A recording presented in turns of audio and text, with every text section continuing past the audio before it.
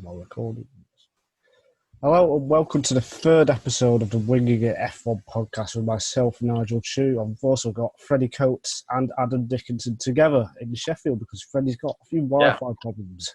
But it's all right because we got them together and we're still going to have the same show as usual. We've got lots to talk about after an amazing Austrian Grand Prix. It looks like halfway through the race that it could be a bit of a boring one, but then it turned out to be an action-packed Grand Prix. What to talk about first? Shall we talk about Valtteri Bottas then, the winner of the first race of the season? Just like last year, he was pretty dominant, although Lewis Hamilton did try to overtake him and cause a few problems for him. Adam, what's your thoughts on Bottas's win, I guess? Yeah, I mean, it was a brilliant Grand Prix. I think I was reporting on it for last lap, and I think halfway through, about lap 40, my opening line was something like Mercedes dominated a Austrian Grand Prix overshadowed by engine failures or something like that, but then it all went off at the end. Yeah, I mean, it's a really good result for him. I think we kind of didn't really speak about him previously when we were talking about title contenders, because the thought was, if Mercedes win, it will be most likely with Hamilton. But I think this, he was faster than Hamilton for the weekend, or he wasn't in practice, but in qualifying he took his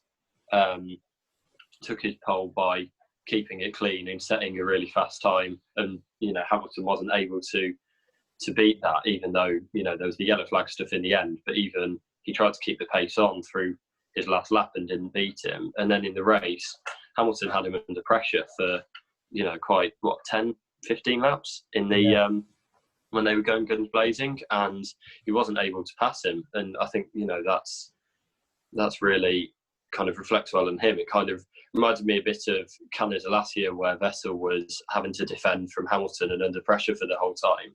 Obviously, he made a mistake, but Bottas faced the same pressure and he was able to keep on to it. And, I think he does deserve to be in the title discussion now, because, he's put himself top of the standings. He nearly got a Grand Chelem if it wasn't for Norris's fastest lap at the end. So, yeah, I think it's a really good performance from him and puts him in the title fight, really. Freddie, what do you think?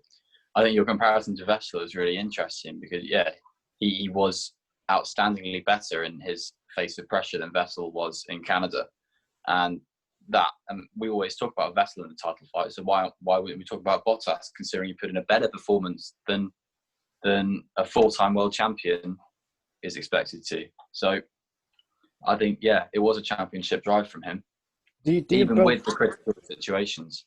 Yeah, do you both think without the safety cars, Bottas still would have won? Because Hamilton looks like he would have gone on to a different strategy, perhaps going longer on the first stint than having fresher tyres for the second stint. Do you think Bottas would have held on if it was a normal race? I don't think they would have pit again, Mercedes. I think they were so wary of their car's sensor issues that if they were to pit again and send the car out on fresh rubber going faster, there would be so much more against the cars, so much more attrition for the cars. Why would they put themselves in a position to damage the cars even more and make them fight? I think they were trying to say hold position and drive slowly. We know it's the first race of the season, but we're terrified here. That's what Mercedes were thinking. But they were saving face a bit by telling them to stay off the curbs, I think. I think his one slice of luck was that Albon span out and wasn't able to challenge him to the lead, and we'll get onto that later. But I do think Albon would have passed him, considering how he passed Hamilton. But I think Bottas, the way he driven on the Saturday and the Sunday, he deserves that break. So I think you've got to be in the position to take that, and he was. So yeah. And do you think Mercedes' speed is a big worry to the rest of the field? Because Red Bull looks like they didn't have it in qualifying. In the race, it was a little bit similar. But do you think Mercedes are going to dominate this year, or was it just a one-off? I would say not. It's not a worry yet. We didn't see where Verstappen ended up because he was out in 10 or 11 laps. So I think there's still a lot open from the challengers. Red Bull got no points here, so I think that doesn't help in terms of championship battle, but in terms of individual races, I think there's still a lot open between them with that. But I mean, yeah, they're hands down the team to beat still. Yeah. Adam? Yeah, I mean, I think that was kind of the worry going into the race. And as I said, halfway through the race, it kind of looked like it might be a bit of a underwhelming return to racing with kind of Mercedes getting a 1-2, dominating out in front. But I think we need to see how they resolve their reliability issues, because if they've got, half a second on the rest of the field in qualifying, but they're not able to use it in the race, I think that will nullify it quite well and create an interesting season. But also, it looks like there's plenty of interesting battles up and down the grid. So if, Mercedes could well run away with it, then we'll just have to see how that goes over the next few rounds. But even if they do, then there'll be, lots to look out for. Yeah, so I think we'll just have to wait and see. Yeah, so it was Bottas who took the first race win of the year. His teammate Lewis Hamilton had a scruffy weekend, had a free grid place penalty in qualifying, then got a 5-second time penalty, which demoted him to fourth. It's all about that incident with Alexander Albon. Do you agree with the steward's decision to award Hamilton a 5-second time penalty? I'm on the cusp. Again. Yeah, I think Albon put himself in the compromised position, and that in turn compromised Hamilton's line, which then leads me to think, well, if Albon's put himself there and Hamilton's had to get out of the way for Albon, then Albon's the one who's come off worse. Surely the fault lies more at Albon's door for going for an ambitious overtake. But I think I can also understand that the penalty then lies at Hamilton's door, because Albon it was the rear tyre against the front tyre, rear right, front left. So Albon nearly had the move done by about a foot off having the move done, essentially, in the car's length. So there's a side of it of what changed between that whole length of the car, and did Hamilton just understeer out? Could he have locked the wheel even more, or would he just lost the back end? I don't know. I'm not a Formula One driver, but I think there's lots of arguments that the students don't know what they're doing, but I guess they and I mean the grid penalty argues that as well. But I think Hamilton didn't give him an inch, and he gave him a very good fight, and he respected Albon, and I think that Albon came off worse by his own doing. So I think I'm sort of, by my own rationale, I'm leading to myself to disagree with the penalty. So I think I disagree with it now. Okay. If you was a steward, Adam, would you give Hamilton a 5-second time penalty? I think it's difficult, especially because Albon then dropped completely out of contention for any top 5 or anything, and he ended up retiring. I think yes, I would, given the kind of precedent they've had over the last season, where it seems to be, if it's borderline, they'll lean towards giving a penalty, and it's not, then they don't seem to be so much looking at intent. They're just looking at outcome, it seems, or kind of, Is that the wrong way to go about it, looking at the consequence? Because you might intentionally hit someone, but there might be no spin or anything, and both might carry on. So is that the right way to go about it? Yeah, I mean, a different corner, a different track, and if he's just a bit far forward, he kind of hits him off the line, he goes onto the tarmac runoff and joins back on either side by side or in the lead, and everyone gets on with the race. It's very difficult. I think I'd rather see good. I think I'd rather they were a bit more heavy on it. This might be an unpopular opinion. Really? I don't know. I think, well, just because might be unpopular. I think I'd rather see kind of clean racing rather than people kind of defending or kind of switching several times. But I'd rather see people kind of knowing that they've got to get it right. This isn't really making sense. No, it is. It makes sense. You want clear racing guidelines so people know what they can do. So there's not this kind of long debate after every penalty at the end of a race. And looking at Verstappen and Leclerc last time, that I thought that was a bit. I thought that was worse than this. Yeah, exactly. And there was no penalty, so like, Verstappen clattered into Leclerc and pushed him off the track deliberately, basically, and there was no penalty there. it's kind of it's funny, really, because last year I remember on social media Verstappen didn't get a penalty, and everyone was like, "Oh yes, gloves off racing," and now people are like, "Oh, Hamilton deserves the penalty because Albon, whatever." Yeah, well, I think there's a big thing with fans' reactions that is if it creates a surprising result, they're not likely to have such a problem with it, and that's up to people. I just think the other thing is earlier in the race when Hamilton was attacking Albon, and I think he went for a move around the outside of turn 4. I think Albon did defend quite robustly. Yeah. So I don't know whether that kind of came into it then. Kind of Hamilton giving back in kind there. Obviously, he didn't hit him, and didn't mean to hit him that time. But just kind of like maybe that set the parameters for later on. I think the difference in that was the closing speed of Albon in the safety car restart at the end of the race on fresh softs against old hards, compared to both starting on qualified soft tyres, because it was lap 1 was the instant you're thinking of, where Hamilton did attempt to get past Albon, but Albon robustly just had the line and just washed it out, and Hamilton had to back out. Albon wasn't put in a position to back out by Hamilton because Hamilton knew his closing speed was so strong that if Hamilton did try to wash him out, then there would just be both of them spinning. So Hamilton had to go for a steeper corner line. Otherwise, there would have been contact. So Hamilton deliberately put himself out of harm's way, but still racing hard. And that's then where Albon triggered the contact, I think, by sort of coming in a bit sharp. Yeah, I think the only reason Albon spun was because he got such a ridiculously good exit thanks to the fresh soft tyres. If they came out at the same speed, they might have just made wheel-to-wheel contact, but they wouldn't have interlocked. So that's the only reason it happened, and that's why I don't think it was a penalty, really, because there's not much Hamilton could have done. And as we were talking about before we started recording this, at Monza last year, Charles Leclerc did something even worse. He forced Hamilton off the track, really, going into the second chicane, and he got a black and white flag, just a warning, which is nothing, really.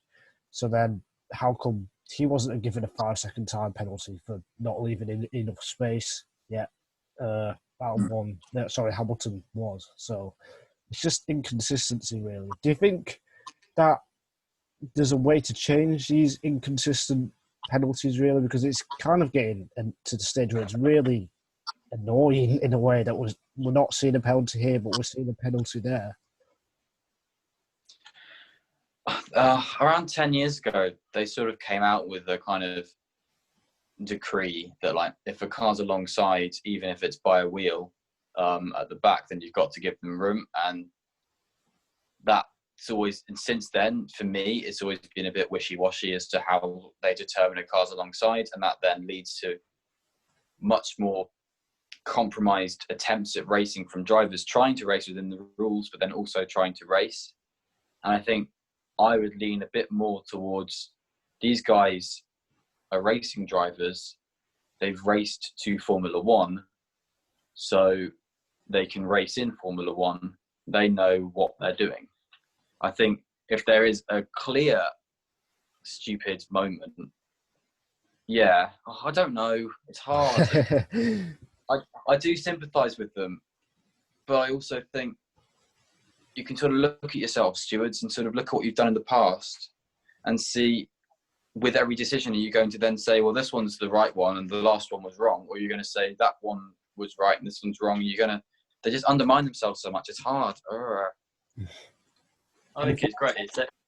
It gives a turning point after talking points after each race. People. I think, but no, it's got sprinklers too. Yeah, exactly. But on a serious note, I think it's difficult because a lot, everyone kind of has their personal opinion, and I don't know how much that kind of comes into the stewards' decisions because, obviously they've got the guidelines, but the guidelines, have to have some room for subjectivity because not every incident's the same. You can't make a set of guidelines for every single potential incident. So I don't know kind of how much that comes into it, but yeah, I just think it's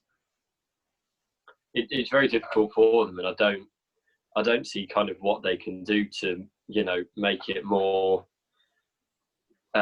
consistent, because, you know, these are incidents that are right on the margin, and, you know, you will always have kind of 50% of fans saying one thing or 50% of fans saying the other. So I'm not sure what they can do kind of practically to, you know, whether it's changing the rules or whatever, to achieve that. Yeah, okay.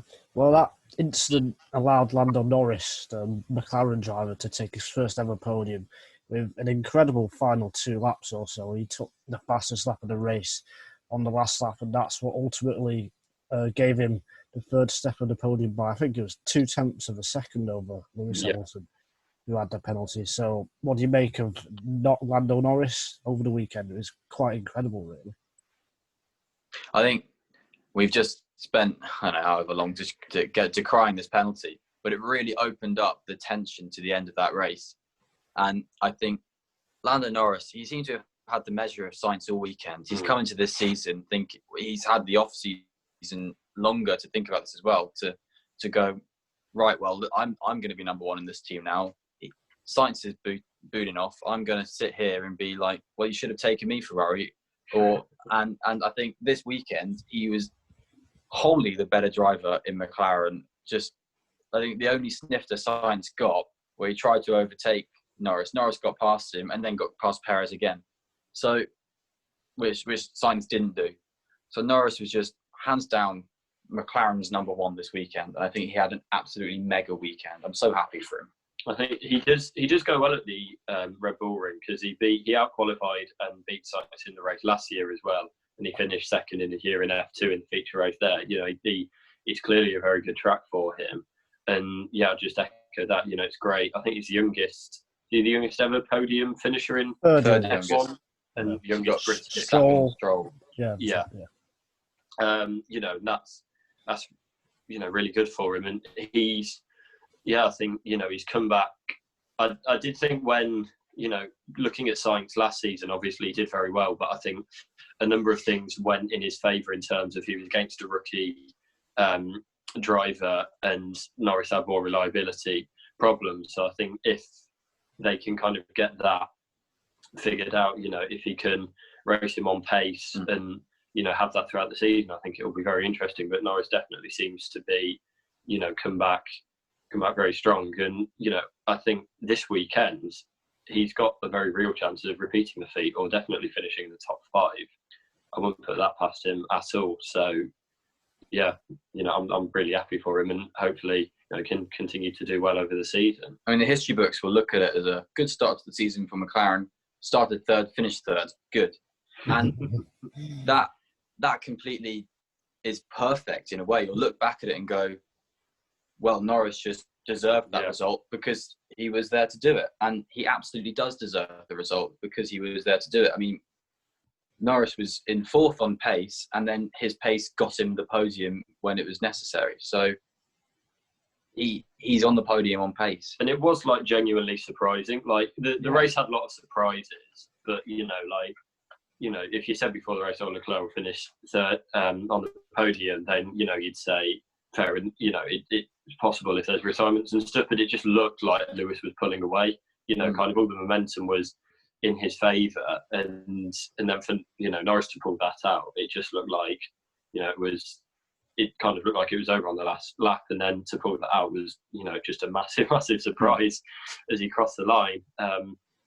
Do you think obviously Sainz is leading for Ferrari, but their house isn't in brilliant shape at the moment. So I don't know, maybe Norris will kind of see himself as lucky that he's staying at McLaren, because they could well be kind of fighting each other on a similar level next year in different cars as well. What do you guys think of that?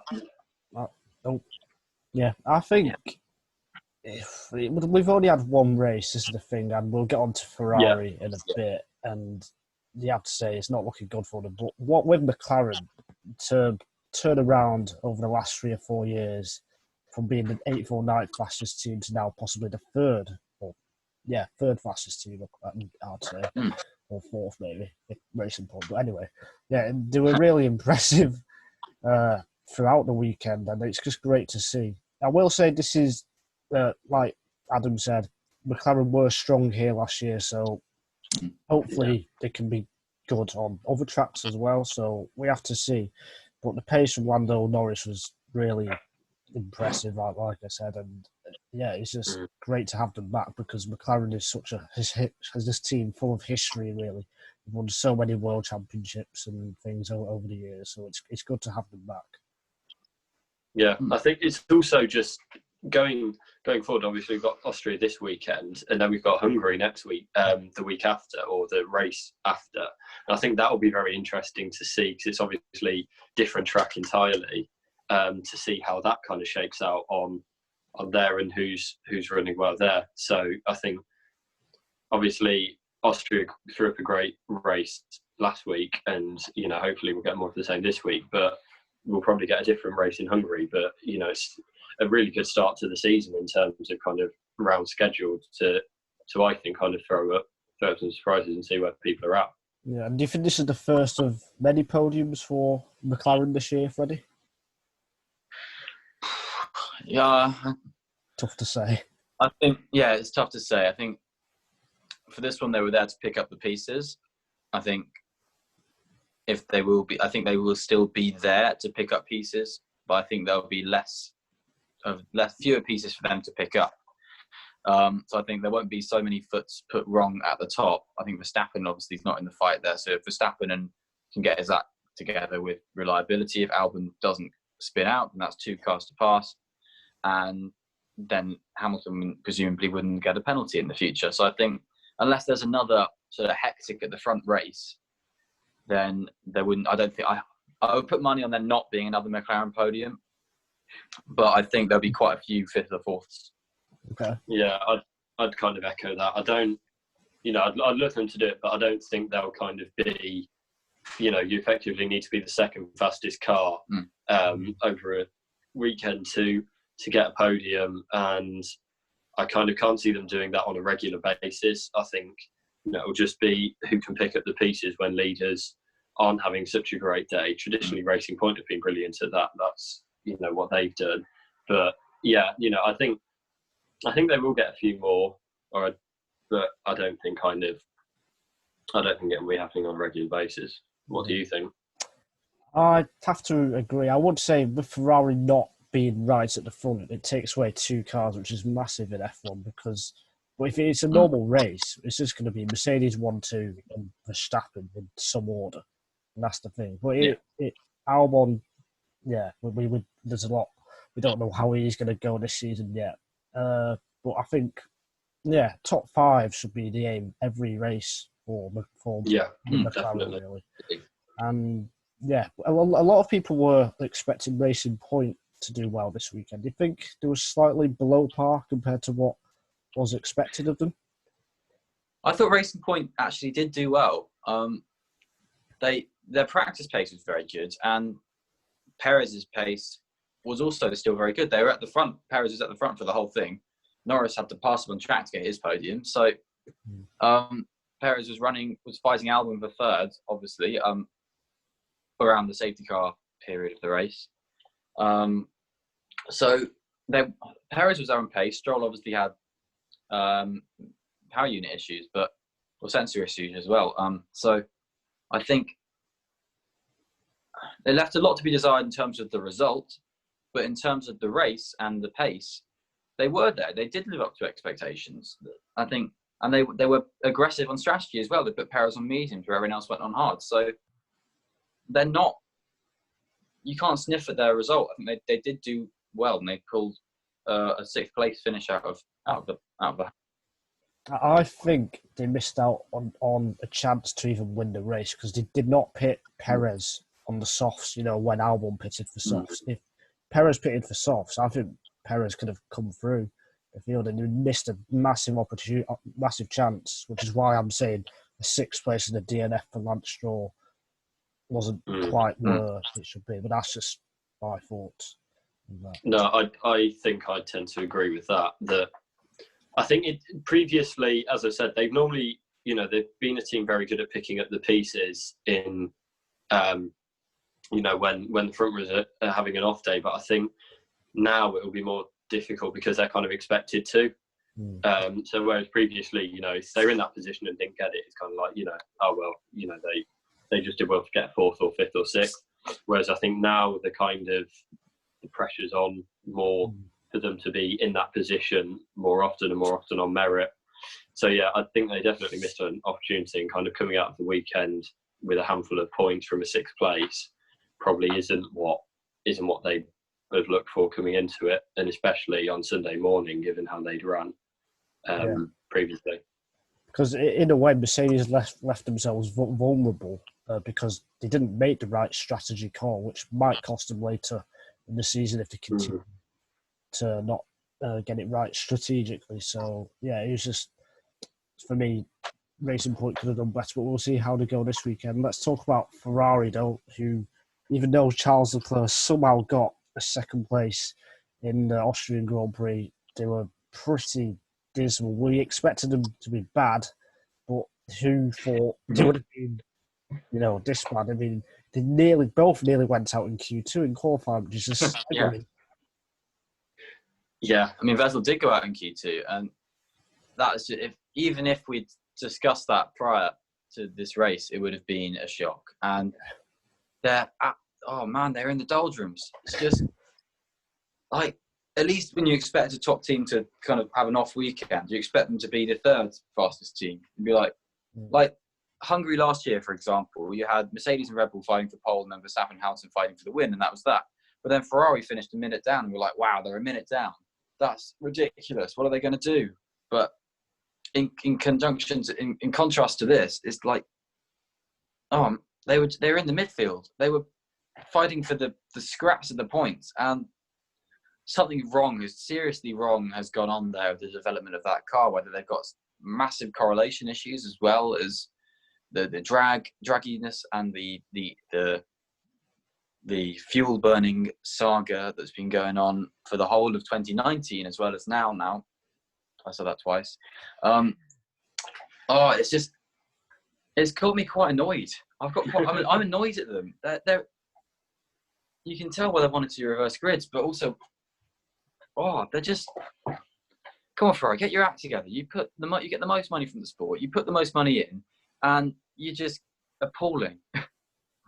Charles Leclerc saved that team this weekend, and he drove fantastically. He's in his third full year of Formula One. He's 22 years old. It shouldn't rely on a 22-year-old to pull the lumbering great that is Ferrari out of the ashes that they're in now.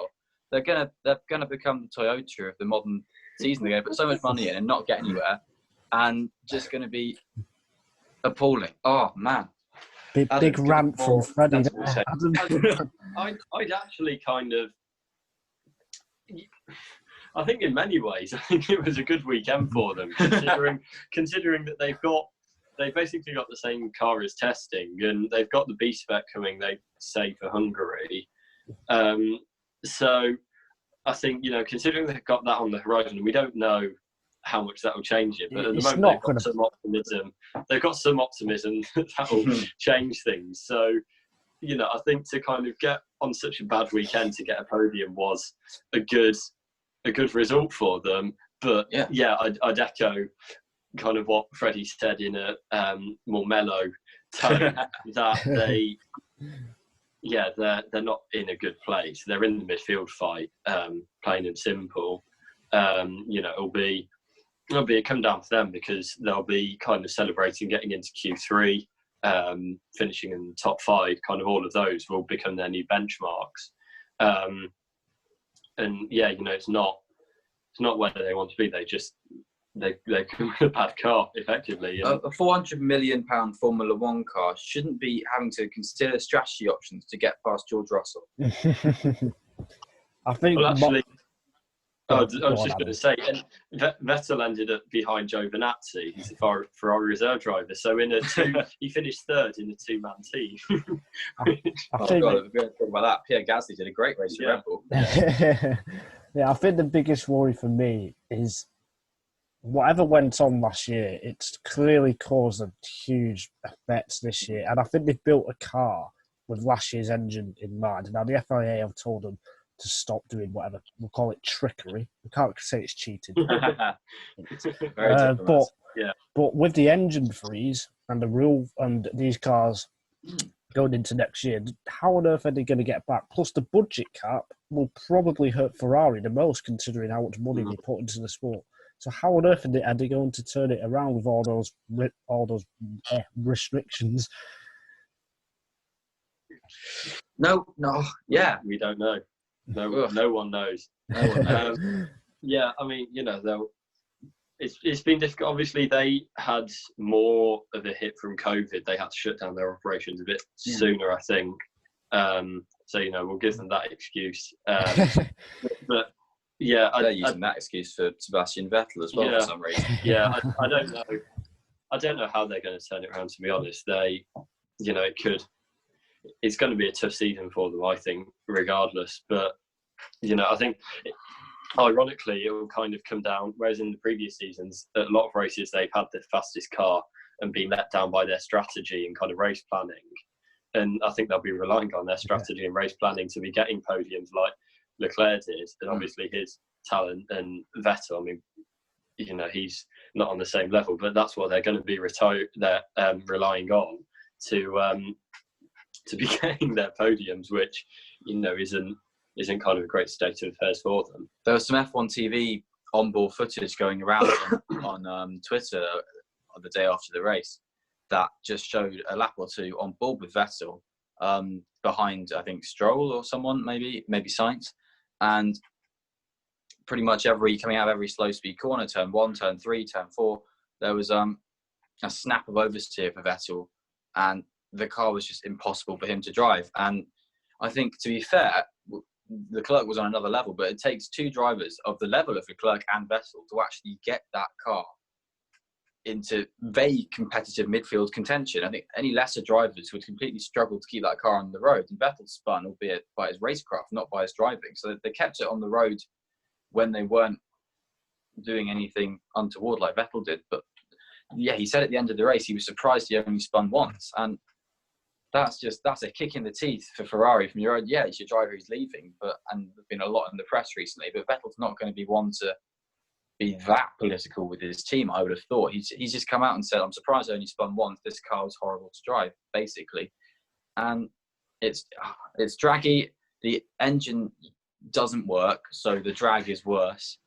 But then it turns out it's too much oversteer in some corners, and then it can't click in others. It's just an awful car. I wonder how Leclerc's feeling about his extended contracts. Yeah, I was going to ask, actually. Maybe he'll get another podium in 2023. Yeah. I mean, I guess the other thing is it could just be they've had a bad year.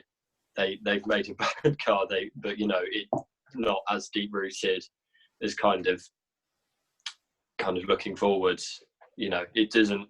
They made a good car, or they made a good car in 2018. They made a decent car last season with an OP engine, but it could just be they've made a bad car. They'll get back to it next year. They'll be working hard. These engines are here until at least 2026, so they've got to get on top of it. Otherwise, Ferrari, Alfa Romeo, and Haas aren't going to be competitive. Personally, I think it's all about the engine. Like I said before, they've built a car with last year's engine in mind, which is why they were oversteering in the corners. But I think someone said they were second or third fastest in the corners, and Austria only has 7 turns. I don't know if that's true, but yeah, we really don't know what's going to happen this season. Do you think Charles Leclerc, who's he going to be fighting with this year, and how high up in the championship can he be? I think he's a good enough driver that he can be battling, kind of McLaren, Renault,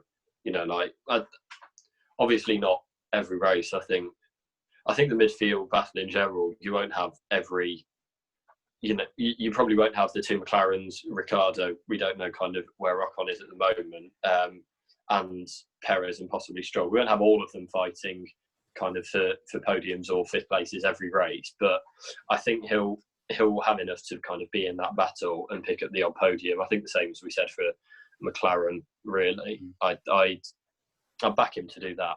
And what do you think about Vettel? Because it looks like it could be a long, short season for him. Yeah. I think he's an unknown, isn't he? Everyone has a conversation pretty much weekly about Vettel's racecraft, and it's just gone.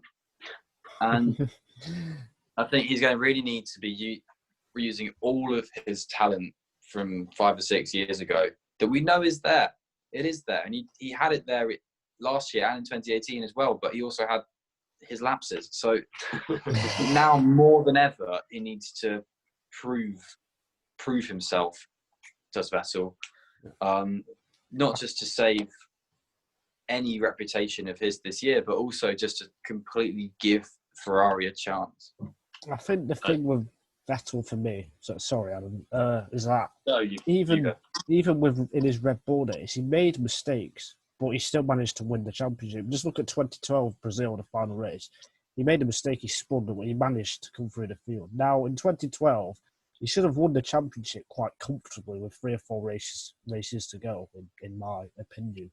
But he only won it on the last race with 20 laps to go from Nando Alonso. So I think the mistakes have always been there, but since in the last few years, because of Ferrari not being right at the top, they're just being behind Mercedes, those mistakes have started to come out, and they're being emphasised in a way because Ferrari are not the quickest car, just like Red and So I think it's always been there, really. I think it was BBC Radio described his move on science as a Vettel special, which is not really a tag you want to have. I mean, I just don't know what he was thinking with that. There was kind of no way it was going to work. I think he's the 4-time champion, but he's not at the level of, 1-time champion at the moment. And I think that's, I don't think his heart's in it, really. I just can't. I think after seeing this weekend, I wouldn't be surprised at all if this is his last season, because he just seems to have lost all motivation for it at the moment. So, it's not a great position for him to be. Freddie, do you agree that it could be his last season? Yeah, I do. I think for him to get battered around as he has been in this off-season so much by his own team, to then come back and then not even have the opportunity to have a decent swan song, it's going to weigh heavily on any driver. There are Damon Hill 1999 feelings about this, and that he completely lost his motivation. He's very candid about this, is Hill, in his book. He completely lost motivation, wanted to quit at Silverstone. Eddie Jordan said, "No, you're contracted to stay.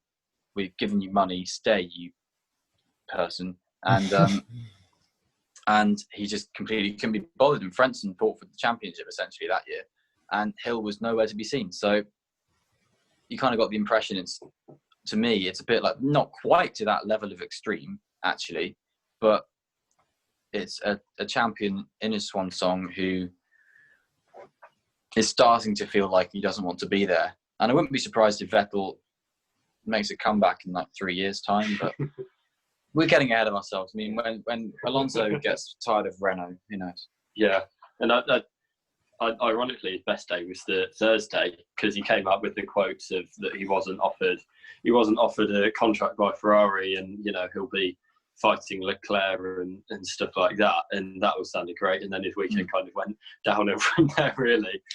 Well, he had decent pace in the practice sessions. He seemed to have Leclerc covered off. He was 3rd or 4th in FP2, which was promising. And it seems to be Leclerc was the one struggling with the car then, but he just didn't carry it over. He made some very bad laps in Q2, definitely, but he was 300ths ahead of Gasly.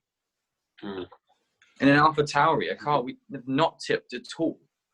So, well, I kind of tipped it as a dark horse before the season, and I thought they actually did pretty well.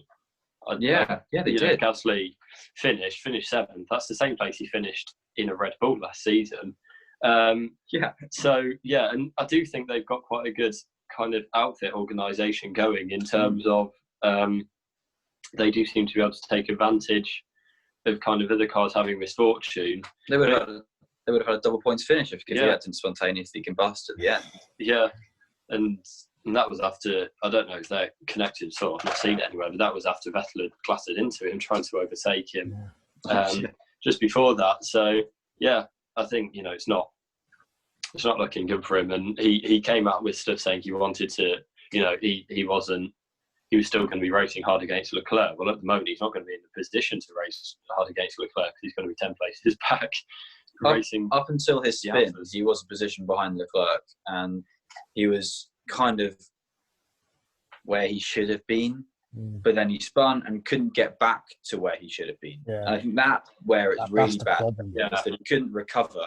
Yeah. Giovinazzi went off down to like 13th to the end of the road at the last safety car restart and fought his way back up to 9th. Vettel didn't. Vettel was presumably then at some point passed by Giovinazzi in the 18th and 19th qualifying Alfa Romeo. So, we've said till we're blue in the face that Ferrari is not where they should be and Vettel's not where he should be. End of. Leclerc is, I don't know how he did it, actually. Yeah, so I think it's safe to say we all think Vettel might retire this year. And speaking of retirements, we saw 9 of them in Sunday's Austrian Grand Prix. Is there any reason why we saw so many? Well, I think it made for a good race, but I don't want to see that every week. It's not kind of, you don't get kind of a good championship, a good fight if you're having half the car finishing every week. I mean, I guess none of them were from crashes either. I mean, the Raikkonen one was from them not putting the tyre on, but none of them were from kind of bad racing.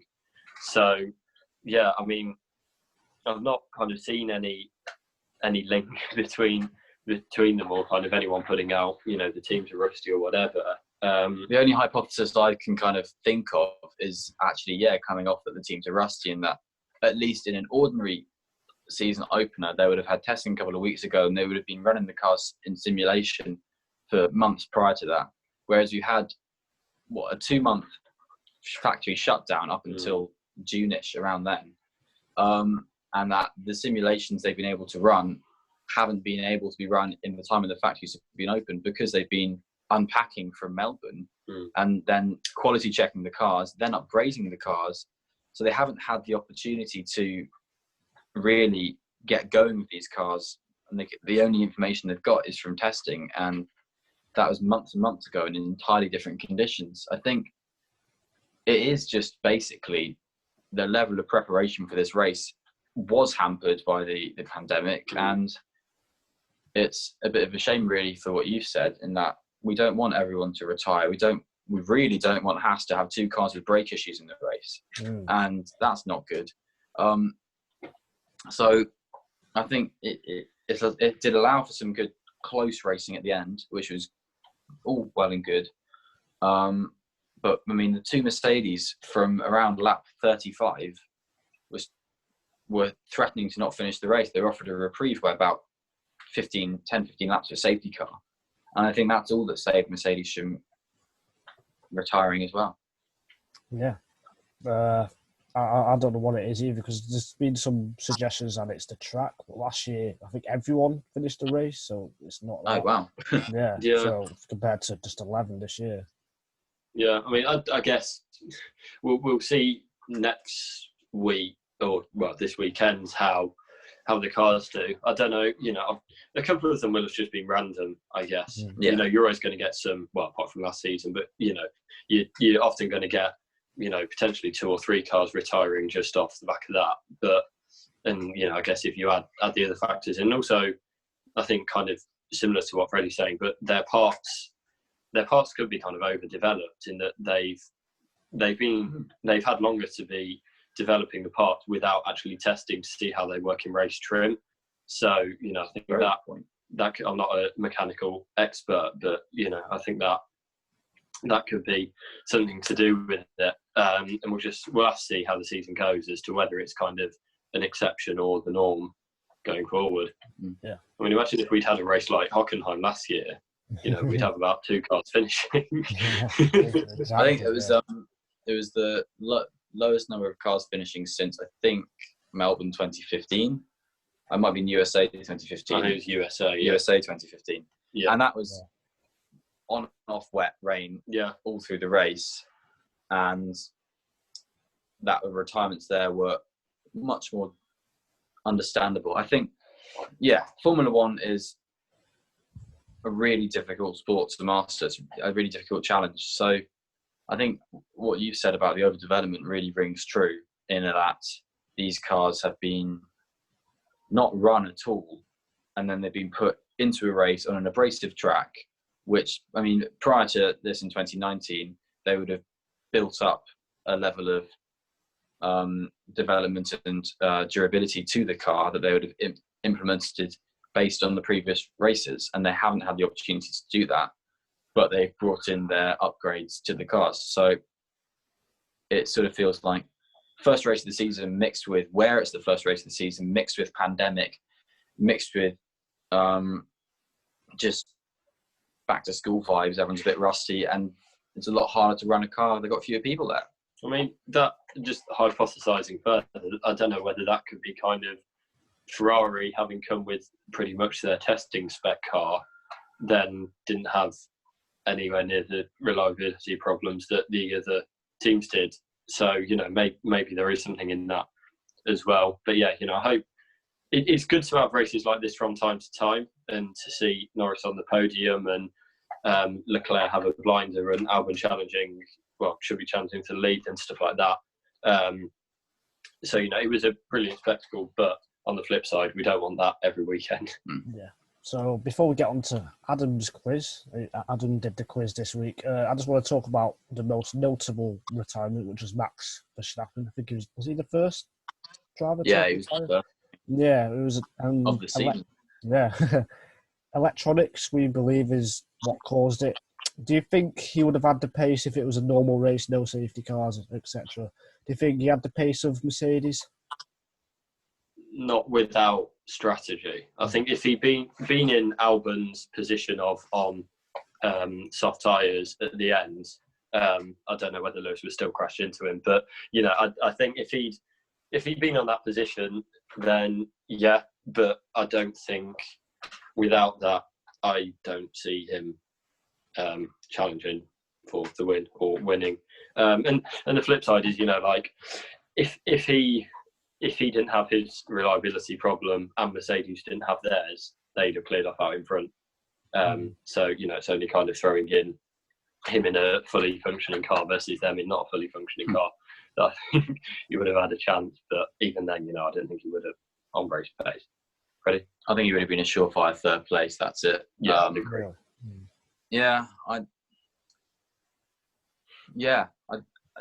If he had stayed in the race, it would have been interesting to see. There would have probably been a few laps where he gave us a bit more pace. But I don't know whether they would have. I think if there was late safety cars, I don't think he would have pitted, because he would have only presumably just gone to some hard tyres. Yeah. And I think they would have then thought, well, we've still got a tyre advantage, let's go with that. Whereas with Albon, they could have gone for a bit more of a gamble because his original pace wasn't there and his spec of the car was older. Whereas with Verstappen, they could have, I think they would have trusted him a bit more to not require the soft tyre gamble, and then he wouldn't have really been able to challenge so much, basically. Yeah.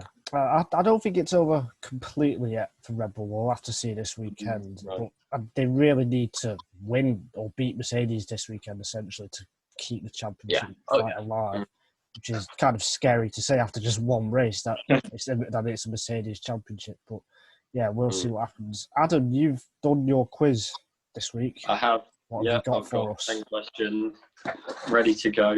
I've got them on my phone and I'll be holding them here so Freddie can't see them. Nigel is at a disadvantage because he's got a bit of a lag on his buzzer through the internet. But, that will just make it even more impressive if he wins. So we'll see how it goes. Probably will know the answer, I think. So we're just shouting out our names, haven't we? Yeah. And try not to shout out the answer as your buzzer, which I did last week. Okay, so question 1. what is the highest peak in the Styrian Mountains? Nigel. I've been to Austria and I've been to Kitzbühel. And is it in meters or feet? Yeah, meters. Meters. Well, if you give the height, we can do closest wins. I reckon it's about 2,100 meters. Okay. Freddie? 2,500. It is 2,277 Oh. meters to sea level, which means Nigel gets the first point of the round. Fair enough. It's Kitzbühel in Styrian Mountains. I'm not sure. I was about 10 when I went. I can't quite remember. Okay. So obviously this weekend is the Styrian Grand Prix rather than the Austrian Grand Prix. So all the questions are on Styria. Yeah, so all of the questions. I was going to ask what the capital of the Styrian region is, but I didn't know if people would know that. And it's quite hard to clue either. So I'll move on to question 2. And that is, last week we talked about the first Austrian Grand Prix and when it was, but who won it? Freddie. Was it Jochen Rindt? No. I think he won 1965, but not the first. Okay. Nigel, so it's in 1963. Was Jim? Yeah. Jim Clark? Is he still around? No. He was still around, but he wasn't. He won the championship that year. Surtees. No. Okay. What country is this driver from? I can give it away. Yeah, Oh, he is. I don't know. He is a champion, world champion, and he was before the race. Yeah, my Greg 1950s and 60s F1 law doesn't quite up to scratch, you see. I'll give in a minute one thing that will give it away, probably, that by this point he was a double world champion. Double? By this point, by 63. By 63. Brabham. Yes, Jack Brabham. Oh, yeah. Forgot. Lorenzo Bandini won the next season. But yeah, it was Jack Brabham. Freddie takes the point. That was just say names, you'll get there. Ferrari didn't get through to Q3 this time. What was the last race that they didn't get through to Q3, or one of their drivers didn't get through to Q3 having set a lap? Freddie, was it Monaco last year? It was, yes. Obviously, Vettel didn't in Germany last year, but he had a car problem and didn't get out of the garage. What happened last year in Monaco? I can't remember. The clerk didn't get out of Q1 and then tried to do a lot of good overtakes in the race, but they just didn't put him out at the right time. I think he missed the chance out of that. Oh, right, they didn't send him out. I think they thought he was safe. Oh, yeah. Thought he was safe, so they didn't send him out for a second lap, and they thought Vettel, who was below him at that point, was. So they sent Vettel out. So they set Vettel out, yeah, and Vettel knocked him out. And and then he retired kind of early-ish. Well, yeah, he got a puncture because he tried to get past Hulkenberg at Rasgas, got a puncture, and then did a Villeneuve and broke his car on the way back, and then caused the safety car, which then brought Verstappen and Hamilton into that really tense fight. So he did make the race in a way. Next question: who was the lowest finishing Honda-powered driver at the Austrian Grand Prix, not the Monaco Grand Prix? Nigel and Honda powered. Yes. Oh, yeah. It's got to finishing. Gasly, he's the only one. Yeah, he was the only one. Well, was Kvyat classified? He didn't finish, did he? We're going to get into minutiae here. Yeah. It was 2-2, so it's all about this. Is this the last question? Yeah. No, there's that was 10. more. Sorry. Yeah. 10. I thought it was 5. Verstappen took his... not Verstappen. Lando Norris took his maiden podium at Austria. Who was the last British driver to take their first podium? Freddie. Yeah. Lewis Hamilton. Yes. I'm glad because I couldn't. I was fairly sure, but I couldn't actually look it up for certain. Should have been Paul di Resta. Yeah. Yeah, he was one that I wasn't sure about. Or Max Chilton. Yeah. Nigel, would you have gone for that? I think you were just behind Definitely. on the draw.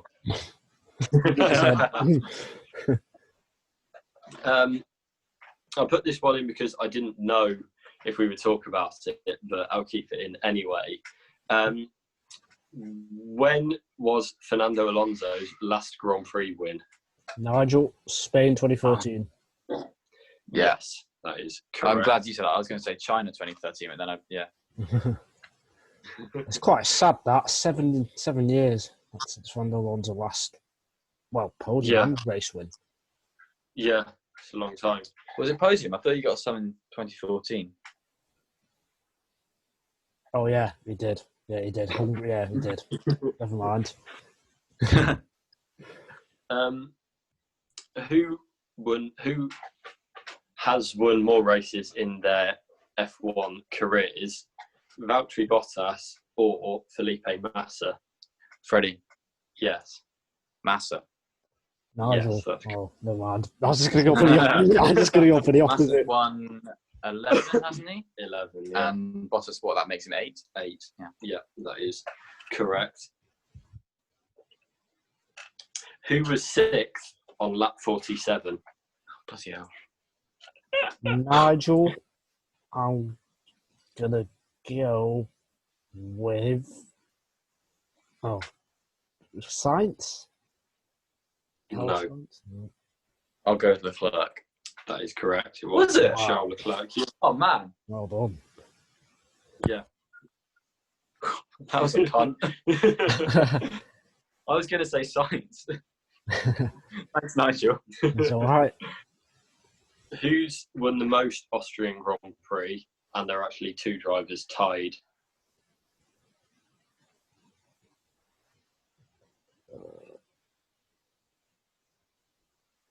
See, I don't want to say anything because I know one of them's quite difficult. Because I remember seeing last week when I was doing my quiz. So, yeah.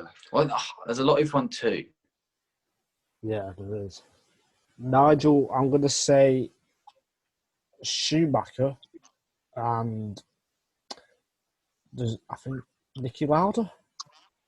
No, neither. You only have to say one to get the point. Oh, okay. All right. Oh, cool.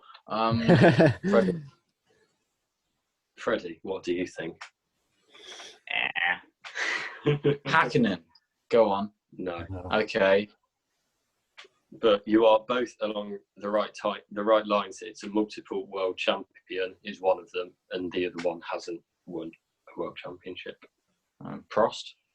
That is correct. Alain Prost with 4, I think. Although I haven't got it up now. I didn't note it down. Yeah, and also 4 Austrian Grand Prix. The other one was Joe Siffer, which is fun for him. Yeah. Wouldn't have got that. No, that was a more difficult one. So we're going to get into the last question, and Freddie has 1, 2, 3, 4, 5, and Nigel, by that math, has 4. Oh, let's try it again. Double points, is it the last one? Yeah. And the question is, what position was Daniel Ricciardo on lap 18? Oh, God. Freddie? Yes. 9th. No. I think 11th. No. Split the difference. 10th. 10th? Yeah. No. Yeah, he was 10th. And Freddie got it just before Nigel did, which means Freddie is off the mark on his wins. He has 1. Yes. Nigel has quizmastered 1 and not been successful in the first attempt. I better get writing on my Hungary questions next week. Yeah. Will be me versus Nigel going head to head next week. Yes. So get ready. Budapest and the 3 cities. Thanks for that, Adam. We're just going to talk for a few minutes about what to expect this weekend, I guess. We same result, similar result as Sunday? I don't think so. No. I mean, yeah, it. I think Bottas, he's got to be right in the conversation. I don't want to ever bet against Hamilton because he's just so good. But I really, he could. I think it will be between those two. We're yet to see how Mercedes, how kind of they've sorted out their sensor issue, or if they have sorted out their sensor issue. We'll probably get a lot more kind of pointers on that tomorrow for the press day. But yeah, I think between those two, and I think Verstappen will be up there. I think he'll really see it as an opportunity to at least get on the podium. Yeah, I think the attritional nature of last week's race lends itself to, particularly with it being the same track, lends it to something we've never seen before, which is a proper chance for vengeance in Formula One. And so Hamilton's going to be really wanting to get on the podium. I think he's probably going to feel a bit like unjust penalty twice towards him in his eyes. We haven't even discussed what we think about the grid penalty, but we don't need to go into that. We'll get annoyed at the stewards again. But I think presumably both Red Bull drivers are going to be chomping at the bit too. So there's going to be a lot of drivers wanting to prove themselves this weekend. I think I'll tip Latifi for a good race because he's going to be doing the best ever return to a test kind of thing. Like, because normally when you're learning how to be a Formula One driver, you don't get to have another go at the same track straight away. So good for him. I hope he does well. Yeah, I think something. I was just going to say, I think one of the most interesting things will be seeing how the teams approach it. I imagine with all the reliability issues, they'll be a lot more kind of cautious and conservative. So I think that will be really interesting to follow. And yeah, just kind of differences, whether teams do like Verstappen did going on the soft tyre, also the medium tyre and trying to start on that for the, whether they do that. I think that would be very interesting to follow. But yeah, I think as interesting as the on-track action will be, it's also worth looking at the stuff off the track in terms of the team's approach to it and how that differs from what they've learned this weekend. Yeah, and I just had a look at the weather forecast for Spielberg, and it looks like it's definitely going to rain on Saturday. So Freddie's that could, yeah. So that could spice up things as well. It says it's 99% at 2 o'clock. Yeah, is what I've got in front of me. So that could lend itself to either a very boring FP3 or a very exciting qualifying. Yeah, or both. Yeah. Shall we make a prediction then for the podium before we go, Adam? Yeah. Seeing as our predictions went so badly last week, we've not looked at that. But shame. I am going to go Bottas, Hamilton, Verstappen, but I've got no faith in that actually happening. Literally no idea what is going to happen this weekend. Freddie? I think Hamilton will win, and Bottas will come second, and I think Albon will come third. Okay. Nice. This is what I hope really more than anything. I'm going to go with Verstappen again, just for the championship, hopefully, despite spice things up. And I'm going to go Hamilton, then Bottas, which is what I said last week, I think. So maybe it will happen this week. Will you say it next week too? Probably, yeah. until I get it right. Yeah, it might happen at one point. Yeah. Right. Freddie, that's all. To run through where people can find us on the internet. Yeah, sure. So we've got our Acast website, which is where we've got all our episodes get uploaded onto that. That's Winging It F1 on Acast. We're on Spotify. Just got to search for Winging It F1 podcast. And we're on YouTube. We've got our own YouTube channel. You can go to our Twitters for links. I'm Fred Coates 1999, and Adam, you are? I'm at Adam Dickinson 01. And I'm at Nigel C. Journal. And we will be posting our links on there for you to find us, listen to us, which you presumably already have because it's at the end of this podcast. So this is a good promotion for next week. Come back next week. Yeah. Yes, we will be back next week, early next week, hopefully, to look at all the action from the Styrian Grand Prix, the first ever Styrian Grand Prix, even though it's at the same track, but never mind, and to look ahead to the Hungarian Grand Prix as well. So thanks for listening, and we'll see you then. Cheers. Bye, guys.